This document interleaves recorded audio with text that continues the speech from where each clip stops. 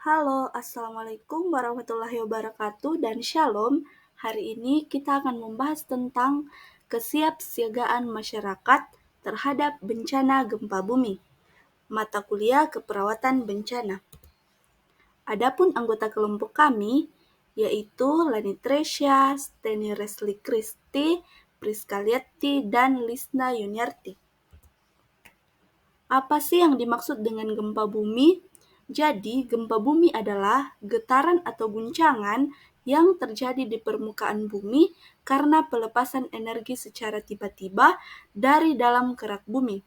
Proses ini biasanya terjadi secara alami atau disebabkan oleh aktivitas manusia seperti penambangan atau pengeboran. Gempa bumi dapat bervariasi, mulai dari yang kecil dan hampir tidak terasa hingga yang dahsyat yang dapat menyebabkan banyak kerusakan dan kematian. Ada 3 jenis gempa bumi berdasarkan jenisnya. Yang pertama, gempa bumi tektonik. Jenis gempa bumi yang paling sering terjadi disebabkan oleh pergerakan lempeng tektonik. Contohnya, gempa bumi di zona subduksi, patahan geser, dan patahan ekstensional. Yang kedua, gempa bumi vulkanik. Terjadi akibat aktivitas gunung berapi, seperti runtuhnya kawah, pelepasan gas panas, atau pergerakan magma. Contohnya gempa bumi di sekitar gunung berapi aktif. Kemudian yang ketiga, gempa bumi runtuhan. Nah, disebabkan oleh runtuhnya gua, terowongan, atau struktur bawah tanah lainnya. Contohnya gempa bumi di daerah pertambangan atau daerah dengan gua karst. Nah, kasus gempa bumi terbesar itu berada di Rhode Island, Amerika Serikat pada tanggal 4 Februari 1965, di mana gempa dengan berkekuatan 8,2 magnitudo menyebabkan tsunami setinggi lebih dari 10 meter di Pulau Samya yang berjarak 304 km dari pusat gempa. Kemudian yang kedua, Sumatera, Indonesia pada tahun 2004. Nah, gempa bumi berkekuatan 9,1 magnitudo disebabkan runtuhnya megatrust Sumatera sepanjang 1.300 km. Kemudian yang ketiga itu Tohoku, Jepang pada tanggal 11 Maret 2011. Gempa ini berkekuatan 9,1 magnitudo karena guncangannya yang begitu dahsyat. Diperkirakan bumi telah bergeser pada porosnya antara 10 sampai 25 cm. Kemudian dampak yang terjadi ketika terjadi gempa bumi, yang pertama itu dampak fisik gempa bumi, mengakibatkan bangunan retak dan runtuhnya gedung, kemudian permukaan jalan yang rusak bahkan terbelah, selanjutnya pergerakan tanah yang memicu longsor dan gelombang besar atau tsunami. Yang kedua itu ada dampak infrastruktur. Yang pertama ada jembatan yang ambruk atau rusak parah, kemudian kerusakan jalur kendaraan, kemudian kerusakan pada pusat layanan publik dan pemadaman listrik dan air. Kemudian yang ketiga dampak sosial.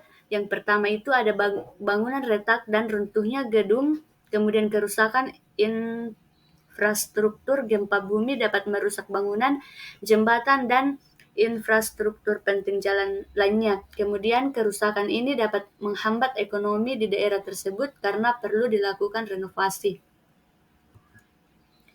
Kemudian dampak kesehatan, ada cedera fisik dari yang ringan hingga berat, kemudian penyakit menular karena sanitasi buruk, kemudian akses layanan kesehatan terbatas, dan kurangnya pasokan makanan yang layak. Kemudian langkah antisipasi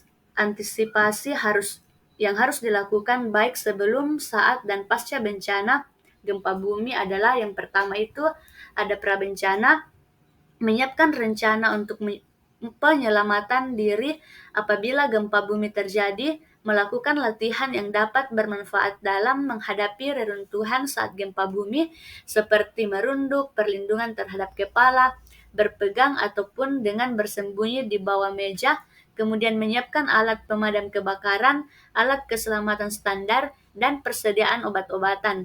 Kemudian membangun konstruksi rumah tahan terhadap guncangan gempa bumi dengan fondasi yang kuat.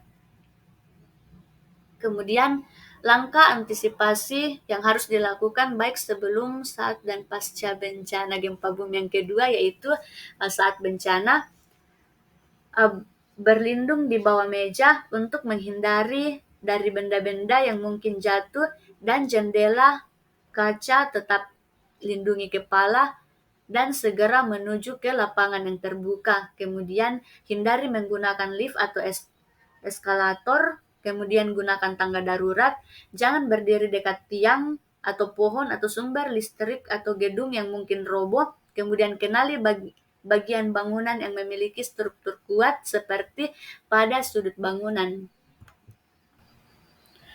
Kemudian selanjutnya langkah antisipasi yang harus dilakukan pasca bencana gempa bumi yaitu tetap waspada terhadap gempa bumi susulan, periksa keberadaan api dan potensi terjadinya bencana kebakaran, berdirilah di tempat terbuka jauh dari gedung dan instalasi listrik dan air. Apabila di luar bangunan dengan tebing di sekeliling, hindari daerah yang rawan longsor. Setelah gempa bumi terjadi, pastikan beberapa langkah berikut. Bangunan yang terdampak aman untuk diakses atau dihuni. Apabila ingin mendirikan tenda keluarga di sekitar rumah, hindari potensi tertimpa bangunan. Pastikan informasi dari sumber resmi dari BNPB, BMKG, ataupun BPBD. Jangan terpancing isu hoaks maupun meneruskannya ke orang lain. Kemudian selanjutnya strategi mitigasi dan respon. Strategi mitigasi yaitu membangun gedung atau rumah tahan gempa, memasang teknologi peringatan dini gempa, mengadakan program edukasi simulasi gempa, membatasi pembangunan di daerah rawan gempa. Kemudian strategi mitigasi respon yaitu membentuk tim respon cepat untuk penyelamatan dan medis, menyediakan kebutuhan pangan dan medis bagi korban, menyusun rencana evakuasi dan tempat penampungan, perbaikan rumah sakit, jaringan listrik, dan sistem air bersih. Kemudian strategi mitigasi dan respon pemulihan dan rekonstruksi, membangun klinik darurat dan perawatan medis bagi korban, memulihkan pasokan air bersih, listrik, dan telekomunikasi, membangun dan memperbaiki rumah-rumah yang hancur, merevisi tata ruang kota untuk mengurangi risiko kerusakan, memberikan bantuan kepada warga yang terdampak, membangun kembali fasilitas umum yang tahan gempa. Demikian edukasi kami tentang kesiapsiagaan menghadapi gempa bumi. Semoga memberikan manfaat bagi kita semua dalam menghadapi suatu bencana. Terima kasih. Assalamualaikum warahmatullahi wabarakatuh. Shalom.